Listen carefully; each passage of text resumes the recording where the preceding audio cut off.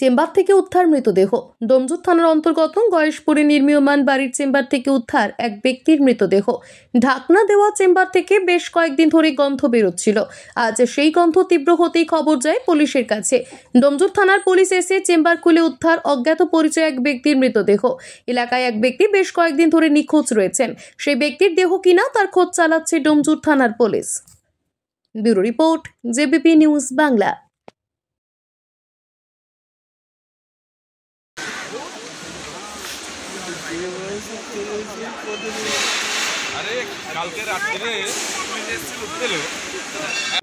মানুষটার মাথা নিচু দিকে আছে, পা দুটো ওপর দিকে আছে, ঠিক আছে। এবার আমি এখন তুলতে গেলে আমার একটু টাইম দিতে হবে। গ্যাস জায়গা আছে, এবার গ্যাসের প্রবলেম, সবাই তো মাটি তোলা থাকতে হবে, তো এখানে অনেক লোক আছে তোলার লোক, কিন্তু আমি তোলার জন্য এইছি যখন তুলবো, কিন্তু আমি যতটা চেষ্টা করবো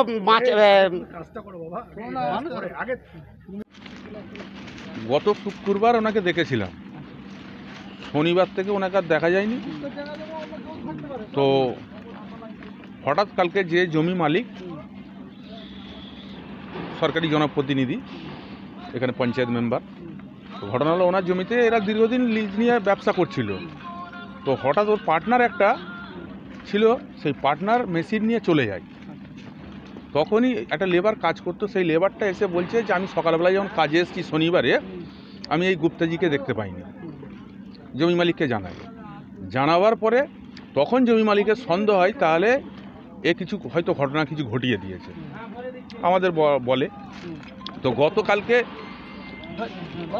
গতকালকে এখানে গন্ধ বেরোবার পরে আমাদের নান্না অঞ্চলের উপপ্রধানকে ফোন করে এই পঞ্চায়েত মেম্বার, যে এরকম আমার জমিতে যে লিজ নিয়ে কারখানা করেছিল, সেই কারখানাতে আমার নতুন পাতকুয়া কেটেছি, সেই পাতকুয়াতে গন্ধ বেরোচ্ছে। তো উপপ্রধান সঙ্গে সঙ্গে ডোমজুর থানার জানাবার পরে পুলিশ আসে রাত্রিতে।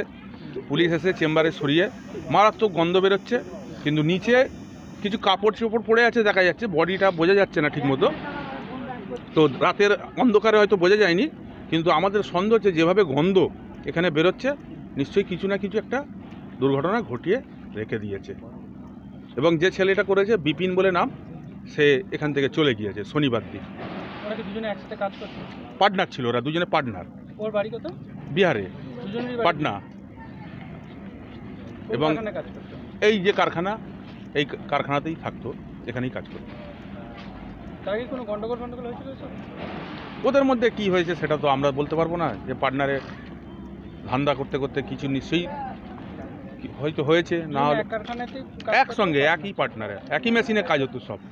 তোমার নাম? আমার নাম শেখ জিয়াউর রহমান। আমার নাম আসমান মিত্র। কি হয়েছে আপনার বাড়িতে? এখানে তো এনারা কাজ করতো দেখতাম, তো দুজনেই কাজ করতো, মোট তিনজন ছিল, একটা লেবার ছিল, দুজন কাজ করতো।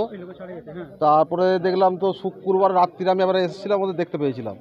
তারপরে শনিবারে এসে দেখি নেই উনি, আমি কলকাতা চলে গেলাম, কলকাতায় কাজ করি, কলকাতা চলে গেলাম। তারপরে শনিবার রাত্রিরে ফের 10টার সময় ঢুকেছি, এখানে 10:30 সময়, 10:15 ঢুকেছি, আবার দেখে মেশিন লোড হচ্ছে। এবার যে মারা গেছে উনি আমাকে বলেছিল যে মেশিনটা আমি ওকে 1,20,000 টাকা বেচে দিয়েছি। ওই আর একটা ছেলে, দীপেন বলে একটা ছেলে আছে, তাকে বেচে দিয়েছি।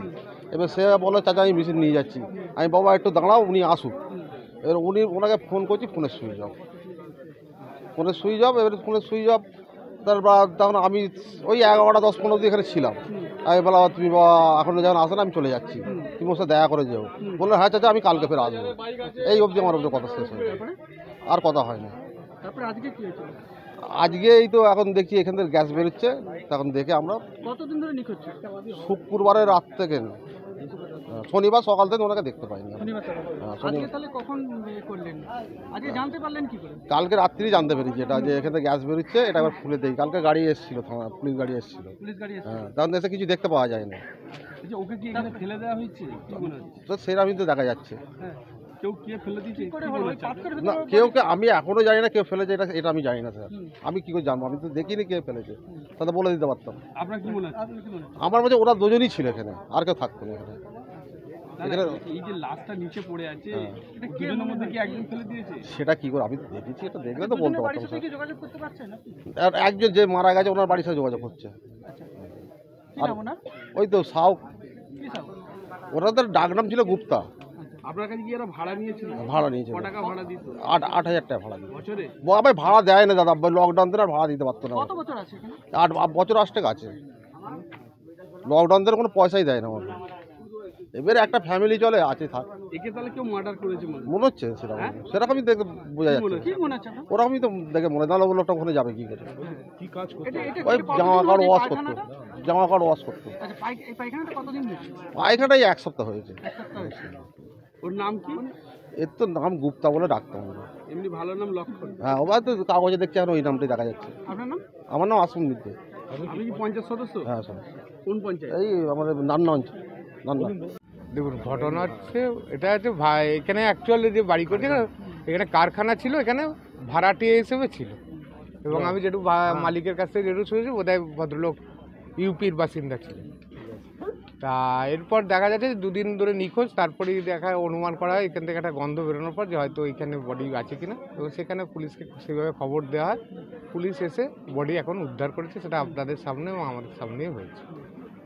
এই লোকটা ব্যবসা পাওয়া যাচ্ছে, এ ব্যাপারে আপনি কি বলবেন? এখন ঘটনা হচ্ছে, এখন পুলিশ তদন্ত করে রিপোর্ট নিশ্চয়ই বার করবে।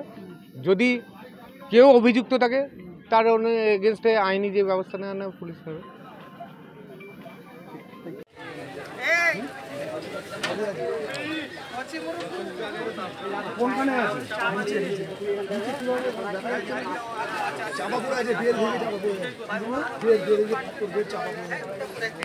ভেঙে সব চাপা পড়ে গেছে, লাশ আছে, সত্যি কথা বলছি, লাশ আছে।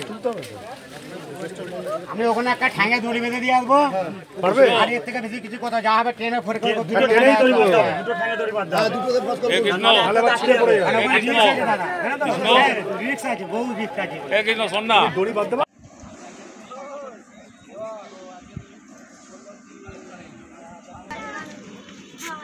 আইনের প্রসেস আইনই বুঝবে।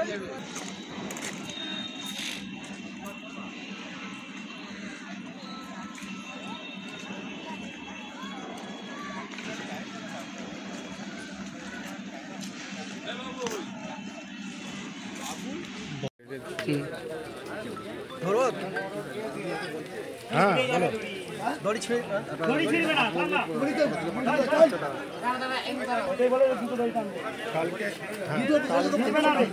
কি আছে 7 তারিখ এখনো কিছু নেই।